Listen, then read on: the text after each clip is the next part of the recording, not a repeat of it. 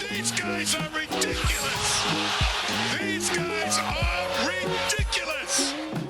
Now, how about them damn Celtics? Welcome back to another How About Them Celtics video. Sam and I are recording Thursday, July 13th, and we're here to talk about the hot topic in Celtics Nation, which is rookie Jordan Walsh. He's been killing it in Summer League so far. Everyone seems very hyped about him. When they drafted him, all of the talk was they're replacing Marcus Smart, they're replacing Grant Williams, they're doing this, and you weren't a fan. But slowly as we've watched him play, a lot of pressure. Yeah, it was. But slowly as we've watched him play in Summer League, it's sort of been like, okay, obviously he's not going to replace the production of those guys, but in terms of the energy and the defensive intensity, like, it's kind of similar. It's very easily similar. And as we're recording this, last night the Celtics broke the Lakers' undefeated Summer League season, and they got their Celtics' first win of the season, and Jordan Walsh dropped 25 points and 8 rebounds. So we are just going to react to his highlights from that game, as well as some of the hype he's been getting, and just talk about, like, what can this guy do on the Celtics main roster next season? It's a steal. Was he the steal of the draft? I think he's one of them, and people are talking Kevin about O'Connor it. tweeted about it today. He did. Let me share that screen. Right? Yeah, I'll share that screen first. We'll jump with it. Jordan Walsh is looking like this one of the steals of the draft. 25 points, 8 rebounds, 3 assists, and a steal. Fuel to come back now, averaging 18 points on 37-ish shooting from deep this summer. 3-and-D wing. He looks really good. Kevin O'Connor called him this year's Christian Brown. He really looks like someone that has the skill set to make an impact on the Celtics from the first day. And he might get the opportunity to with the depth on this team. And if he's making his threes, Joe Mazzulla is definitely going to play him. So that helps too. But for damn sure. But he looks real good. So let's take a look at his highlights from this Lakers game. Actually, just kidding. This is from the NBA, so we're going to get copyright taken down. So we'll watch Mr. Tomek's version instead. Thank you very much, sir. Kind of a rap move not to immediately turn to him. Well, I just clicked the first video that was there. Apologies, Mr. Timmy. But I will say this. I saw a tweet saying that Jordan Walsh, same wingspan as Coulibaly, who was taken by the Wizards. Actually, yeah, he was taken by the Wizards via trade at number 7. Yeah. And he's doing much better. Or at least he's doing very similar in this. He looks really good. Yeah. Jordan Walsh looks really good. I think one of the biggest things people forget, he was like a top, like, look at this energy of him diving on the ground. You're not sharing the screen. Oh. For the last 30 seconds, I've thought I was sharing the screen. Apologies. But since Sam had a thought in there, we'll leave it in the video and you guys can just laugh at me being an idiot. Yeah. But here are Timmy's highlights. What were you looking at during that time? Nothing? I was just looking at you. Like I wasn't sure if I was sharing like Twitter still or whatever. Apologies, but you guys can laugh at me for those 30 seconds. But here are the Jordan Walsh baskets are kind of impressive because he's just getting to the right spot, right? Yeah. He's not having to create shots for himself. He's getting shots he could very well get in the flow of Boston's full NBA offense rather than just the Summer League version. Mm-hmm. Diving on the floor and ripping that the was ball a smart away. play. It was. Yeah. That was a Marcus play. Oleg just setting the casual moving screen. He's learning. He's Tice. Yeah. What did I tell you? Yeah, he just sits in the dunker spot and on the 3-point line. Got fouled there. Got murdered inside. Hit a couple free throws. His shot form looks really nice too. He definitely has an NBA body. Mm-hmm. Celtics might have really stolen this one in the draft. This could be a very bad video for us in 6 months. Who knows? Yeah, maybe. That's okay though. Nice steal there. Runs the floor. Dump off Champagny. He looks really good. I mean, he just looks super comfortable. The shot form looks really nice too. Like he didn't shoot it well in college, but the form looks really good. Hit the rim twice. No. Like I said though, the form. Big body. Not a lot of people active there too. The late game. No. See you later. Look at him. Look at him scream. Helped lead a nice comeback last night against the Lakers. Yeah. On the floor, gets up and picks it up. Probably could have made it. That was almost like a baseball play when they like do the hidden ball trick. He was just laying on the floor waiting for the rebound. It's like, have you seen the video of the guy in the end zone in college, the football player? He just lays and down. they try and hide. His jersey's the same color as the end zone. Shot form looks real good, man. I'm very impressed. Look at him. He's and I so think that hyped was the for summer take we league. always had. Yeah, And they got the Agree. globe, the sphere. the sphere is sick. The sphere is so cool. People are hating on the sphere. I think it's awesome. Oh, here's an interview. We'll play this out. It's all been a part of the game plan. Boston, we're known for being tough. We're known for fighting. And that's what we're doing now. We gathered our team at halftime. We told them, hey, us being down 10 at halftime is nothing. Let's fight through it. Let's get the dub. You played great so far, 20 points, 5 rebounds, a couple of assists. How would you assess your play? I would say that, I'm playing good enough to give the team an advantage. And that's what it's all about, being able to help the team win and giving them advantage over the other team. And that's what it's all about. I'm glad I can do that. Best of luck in the fourth. Thank you. He's very personable. He gives great answers too. Apologies in advance if we have to put something over this video for copyright. I don't know if we will because it's viewable here, but we'll see. We'll see what happens if there's a small screen over it. Sorry. But Jordan looks comfortable, man. He looks really fun. He's only 19. He's good moving without the ball. That is a big bonus. There will be players on this team that find him. He looks poised to be able to slip into a minor role with the Celtics right away. Just wait until he gets some muscle on him too. Like he has pretty skinny arms for a defensive minded guy. Yeah. Like get him in the gym. I mean, not to compare him to Grant and Marcus again, but like look at those two when they came in the league versus where they got to. Both of them put on a ton of muscle. The Grant thing was funny because he was able to contribute right away.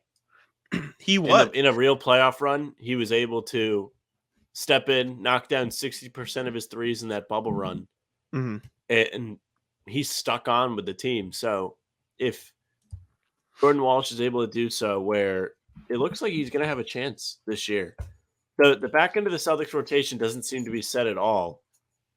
Yeah, he certainly looks like somebody that could stick in, earn minutes, especially if he's able to make threes. He looks like he's going to be able to play defense. He's built for it. He has the length. He doesn't look super skinny, and he looks just confident, more confident than anybody else that's on the floor. Yeah, there was this clip too from Taylor Snow, who's the Celtics writer. There's a defensive possession for the Celtics. They're on a 17-something run here, and he just screams. Yeah, I love it. You have to love it. I mean, he's getting this hype for a summer league game that effectively means nothing. Imagine how hype he's going to get in the regular season. Like, it's super fun to watch. Have a heart attack. Then Brian Kabrowski of For the Win put out this article today, which I thought was really interesting, and maybe it's something that Brad Stevens saw or to that effect. He basically wrote about his solid game so far. Obviously, 18 in his debut. 25 against the Lakers, and then he had these stats out here. This was the shot quality for Jordan Walsh at Arkansas. This was the floor spacing he had. 9.1% floor spacing for Jordan Walsh. Didn't exactly have the best chances at the three-point line. No, they do this by team. Some players are separated a little bit, but these are mainly like team by team. Like these are the chances they got. Like look at some guys who shot well. Like look at Julian Phillips had good shot, floor spacing, but he didn't shoot very well. But then there's another guy like Chris Murray on Iowa, shot very well from three, 85%. He had good floor spacing. There's that. So Jordan Walsh didn't even really have a chance to shoot well. And then he included this as well. From shot making, Jordan Walsh, not very good. Didn't really have a chance. Shot quality, low. Points per shot, low. Didn't make his shots. In Summer League so far, though, I mean, you put him, basically, Brian's argument is you put him with guys that can space the floor a little bit, run the offense. Like, you look at, J.D. Davison hasn't shot it particularly well, but other guys on the Celtics team are shooters, right? They have shooters in that starting lineup. They have guys who can shoot. And then especially once you get him into the regular season, if they can space the floor, I'm not saying Jordan Walsh is going to. I mean, the Celtics get a million open looks.